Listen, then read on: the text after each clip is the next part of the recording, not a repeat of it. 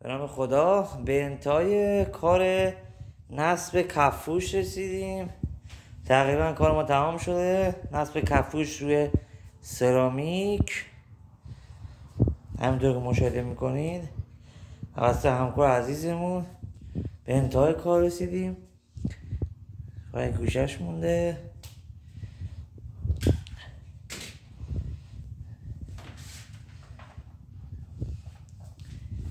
نصب کفوش روی سطح سرامیک.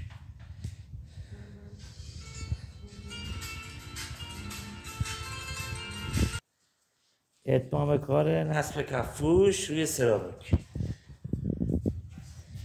این هم یک کار شیک و تمیز، نصب کفوش روی سرامیک توسط همکار عزیزمون.